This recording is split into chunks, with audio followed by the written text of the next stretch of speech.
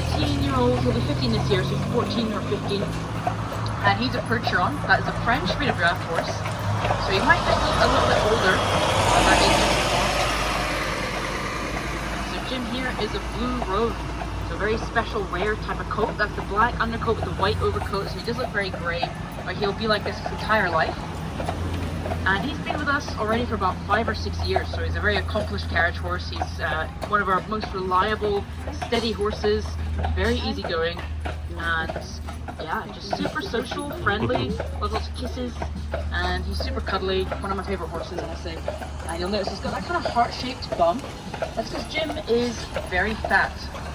Yeah. Sorry, Jim. It is a good thing though. He's what we call an easy keeper, so he eats about a bale of hay every day. That's almost double what some of our horses eat.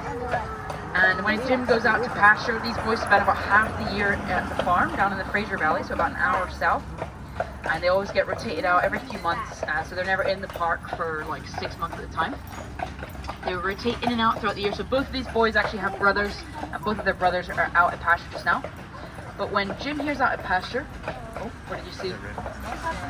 Oh, valid, yeah. So yeah, when Jim's out at pasture, he comes back in so fat that he ripples when he walks, and his harness doesn't fit him anymore. We have to completely extend all the straps.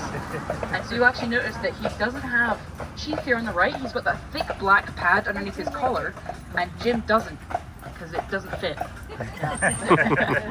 But it is a good thing. And yeah, Jim's just super easygoing and one of our best horses to pair with some of the newer horses. And that's because Chief here is very new. He only arrived in April this year. Yeah, so Chief and his brother Roy came from Washington, and Jim's actually from Pennsylvania originally. Yeah, Chief and Roy, they were part of a 10-horse show hitch down in Washington. So that's 10 horses pulling one little carriage, which is 2 guys in the back of it. So yeah, pretty impressive. And it might seem a lot easier than it is here, but the show circuit's very intense, it's very stressful, quite high-strung. And here, this job's actually very easy for these boys, and they just meander through the park. This carriage weighs about 3 tons with 25 adults on board the carriage, so it might seem like quite a bit, but these boys together are capable of pulling up to 15 tons. So 5 times the amount of weight they'll ever pull with a full carriage here. These boys weigh about 1 ton each. Yeah, so about the same as a Honda Civic. Definitely don't want one of these guys stepping on your foot, that's for sure. And yeah, Chief here is about 10 years old. And he's doing really well. Yeah, not much to say about Chief really. You can see he's pretty keen, very happy to prove himself and work hard. But here we don't really want them to work too hard. We want them to put in minimal effort and just kind of meander through the park. And that's like Jim here, he's a perfect example of that. But you'll see Jim nipping Chief throughout the tour, and that's him just telling him to shut up, calm down, and yeah, take it easy. So yeah, I'll tell you a little bit more about our boys later in the tour. But for now, welcome to Stanley Park, everyone. Any locals on board? Anyone from Vancouver? No? Fantastic, no one to fact check me. Here to our right hand side is the Royal Vancouver Yacht Club. It's one of the oldest and most prestigious clubs in Vancouver. It was formed back in 1903, and the harbour we'll be following along for quite a while is Coal Harbour, named for the deposits of coal found back in the 1800s. That was by Captain George Richards and his engineer Francis Brockton. Later on we'll go past Brockton Point, and that's actually what it's named after. Lucky for us though, the coal they found was pretty low grade, a little bit rubbish, so they never bothered to mine it. And today we have the beautiful harbour here instead of a big mining pit. And we're just left with the legacy of the name Coal Harbour. And to our left hand side you'll see a beautiful car park. Stunning. One of our best. Back in the 1880s this was actually a pig and buffalo ranch, so some significance. It was owned by Chinese settlers that lived here amongst First Nations. So there used to be loads of settlers from all over the world living here. And First Nations are, of course, Canada's indigenous population. They lived here for thousands of years before settlers ever arrived. And this is the traditional, ancestral and unceded territory of the Squamish, Musqueam and Tsleil-Waututh. That's Vancouver's 3 local nations. And unceded basically just means the land was never given willingly. The first Europeans to arrive here was in the late 1700s. First was Spanish Captain Maria Narvaez in 1791. To chart the coast here, landed on what is now known as Spanish Banks, one of the beaches south. But when he pushed off from Spanish Banks, he went on the west side of Vancouver Island. So he didn't realise the inlet was here and there was all this territory to the east. So a year later, British captain George Vancouver swooped in and claimed it for the British. And of course that's where we are today, British Columbia, and you'll find some of the islands and beaches on the west coast here still have Spanish names. But George Vancouver, he was also charting the coast, so he didn't really hang around for very long. He continued on his way. But he'd sent word home, and when settlers first started moving in, it was all about the lumber. Trees here back in that day grew to about 400 feet. That's almost double what they are today on average. It was then all about gold during the Fraser Canyon Gold Rush in 1858. And because of that, the railway started to ride more towards the west here, so it became a lot more accessible, and loads more settlers started moving in. They started pouring in, and eventually the city of Vancouver here was incorporated in 1886.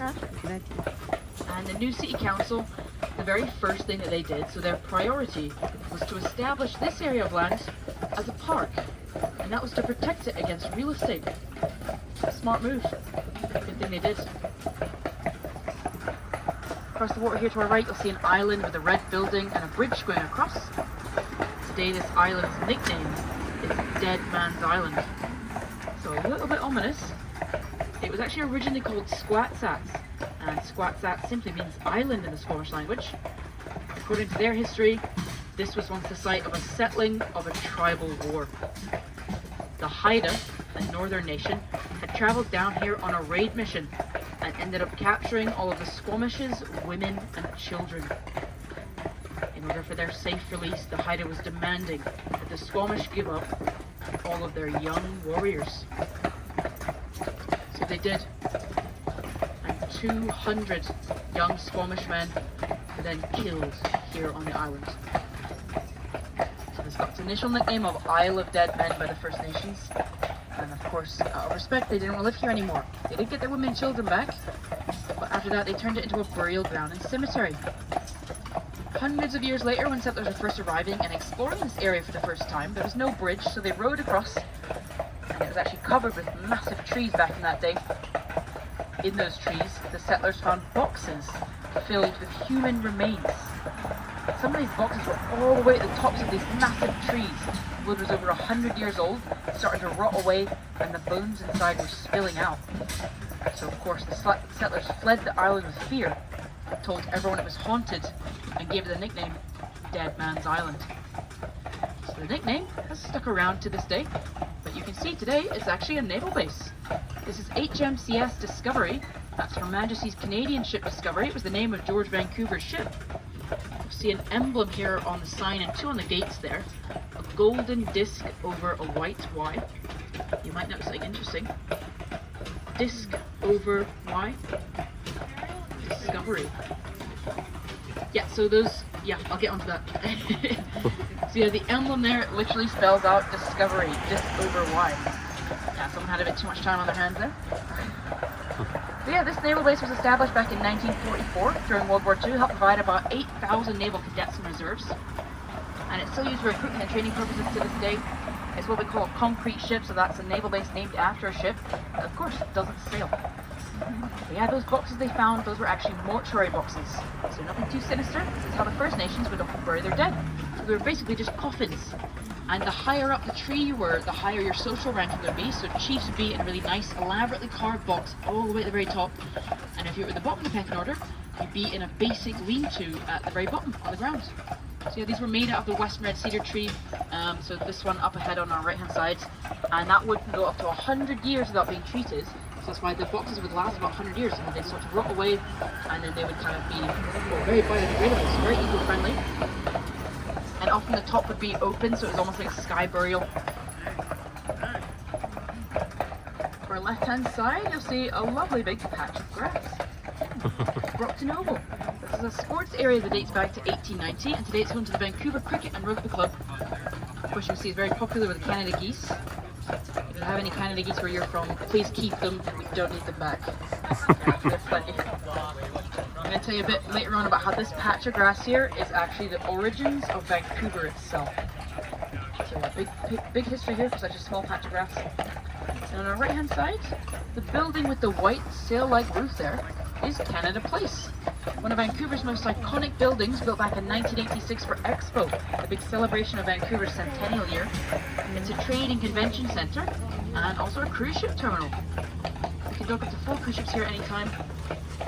You see a cormorant there, that black bird on the stick out on the water. Really impressive diving birds. They can dive 60 meters under the surface of the water. Because they're specially evolved to have slightly porous feathers, they can actually take water into their wings. This makes them a lot less buoyant. On our left hand side, our totem pole site. Our first totem pole is right here on the left. It's an entrance pole. You'll see 2 figures there with their hands up in a gesture of welcome. There's one male, one female. This is People Amongst the People, carved by Musqueam artist Susan Point. And it's intended to welcome you guys onto the Musqueam traditional territory. So you'll find another 2 entrance poles similar to this one, both carved by Susan Point as well. Look at that. And a few different, sorry, this car is in our parking spot. Yeah. You'll find quite a lot of different totem poles here, but totem loosely translates to mark of my people. They were used to tell the story of a person, family, myth or legend, and that's because First Nations had no written language until the settlers arrived, so they had no need for it. So totem poles are for. So we are going to stop in here. Usually we would pull all the way up to our parking spot, but I don't even think there's anyone in the car here. I think they've parked, so I'll just let you guys hop off right here and maybe they'll come back. If not, we can just reverse and then go around them. So we've got until 45 minutes past. So if you guys, you can hop off here on the left hand side.